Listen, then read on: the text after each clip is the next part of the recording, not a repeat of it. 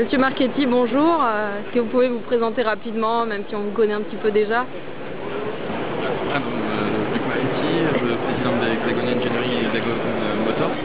Donc marque créée autour de la Furtive GT, ici présente, une GT haut de gamme, de prestige, construite autour d'une nouvelle énergie qui est l'électricité, avec comme fournisseur titré Saft, leader mondial des batteries de haute performance en lithium-ion, totalement inséré dans le plancher, pour évidemment plus de performance, le centre de gravité est très bas.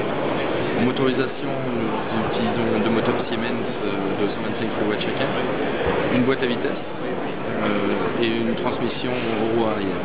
Des accélérations phénoménales, 3 secondes 5 de 0 à 100, 287 km/h de vitesse de pointe, limité à 250 et surtout limité sur route, sur le circuit bien évidemment. Un range extender, donc il ne doit servir que de façon très ponctuelle, c'est vraiment un véhicule électrique avec une possibilité de pouvoir continuer à rouler même s'il n'y a pas de prise proche.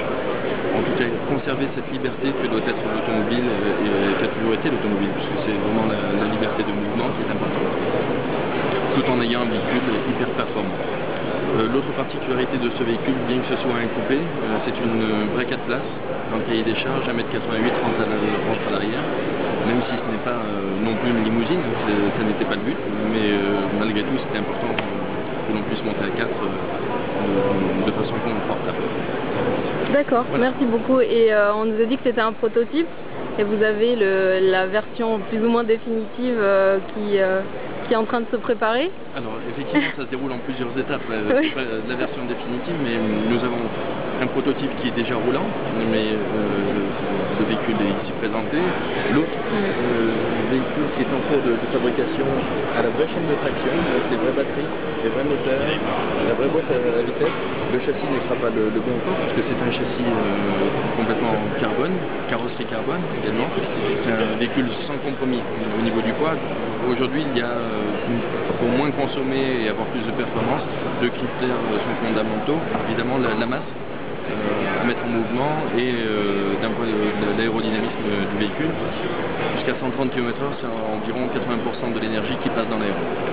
Et en termes de rendement?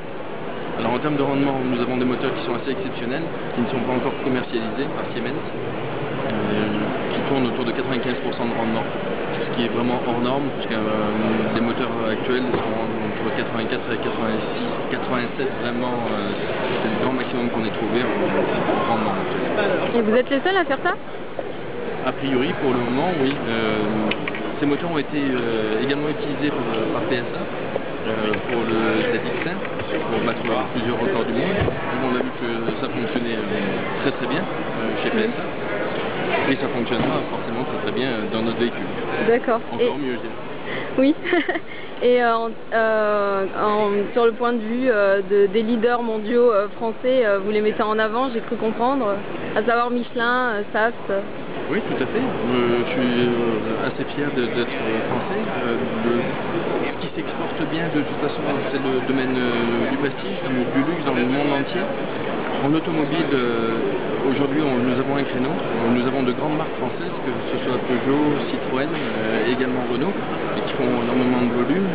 Pas du véhicule de prestige. Nous avons même plutôt leur soutien.